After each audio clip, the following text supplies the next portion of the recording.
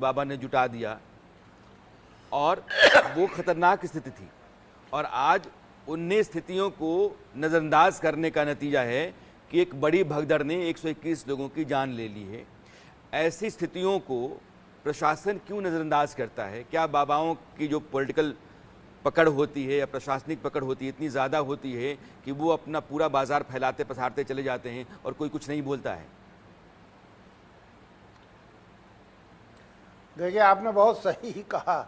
असली कारण तो यही है, जो बाबा 2 लाख 2.5 लाख लोग इकट्ठा कर सकता है, उसकी इलेक्टोरल पॉलिटिक्स में क्या हैसियत होगी इसकी आप कल्पना कर सकते हैं। ये लगभग उसी तरह है जैसे राम रहीम नाम का एक बाबा है, रामपाल नाम का एक बाबा जो हरियाणा पंजाब में ये सारे धंधे करते थे। ये बाबा भी वही कर रहा था। वो एक पर्टिकुलर बेल्ट है।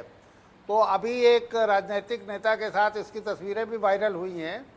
तो इसमें कोई आश्चर्य नहीं है कि पॉलिटिकल लोग भी इससे डरते रहे होंगे, क्योंकि इसके भक्तों की संख्या बहुत 2.5 लाख लोग इसने इकट्ठा कर लिए।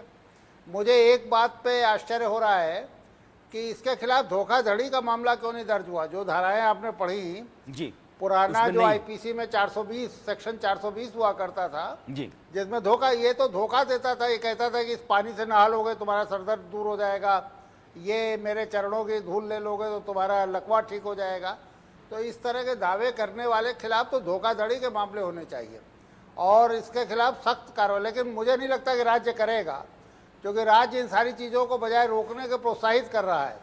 ये जो अंधविश्वास है, जो धूर्तता है, धोखाधड़ी है, इसको दुर्भाग्य से हमारे संविधान ने कहा है कि हमें वैज्ञानिक चेतना का प्रसार करना चाहिए, लेकिन हम नहीं करते। हम इसी तरह की धूर्तताओं और धोखाधड़ी और फॉल्स क्लेम्स को हम प्रोत्साहित करते रहते हैं। तो इस बाबा के खिलाफ भी अभी तक धोखाधड़ी का डिस्करेज किया जाना चाहिए और लोगों के भीतर भी यह समझ विकसित की जानी चाहिए कि बाबाओं के चक्कर में पड़ करके आप अपना सब कुछ गंवा बैठते हैं और कई दफ़ा ऐसा होता है कि आप जान भी गंवा बैठते हैं। मुख्यमंत्री योगी आदित्यनाथ लगातार कह रहे हैं कि इस जो भी दोषी है उसके खिलाफ सख्त कार्रवाई होगी, किसी को बख्शा नहीं जाएगा। फैक्ट फाइंडिंग कमेटी अलग है, जांच कमेटी अलग है, जुडिशल कमेटी अलग है और कई स्तर पर वो जांच करवा रहे हैं और वो चाहते हैं कि सच सामने आए, जो भी कसूरवार है उसको बख्शा नहीं जाए, उसको सज़ा हो। लेकिन जिन परिवारों ने अपने खो दिए, 121 लोगों की जान गई है और जो लोग ज़ख्मी हैं उनमें से बहुत नाजुक हालत में हैं और उनकी जान भी जा सकती है, आंकड़ा बढ़ सकता है। लेकिन आप सोचिए कि सत्संग में अपना दिन बहुर जाए, मेरा दिन, मेरे घर परिवार के भीतर बरकत आ जाए, हम बीमार हैं तो निरोग हो जाएं, इसके लिए हम बाबा के पास जाते हैं। न हमारा पुरुषार्थ, न प्रयास, न सामर्थ्य, न सहयोग, न साथी, न समाज, न देश, न डॉक्टर, यह सब कुछ हम सही नहीं मानते हैं।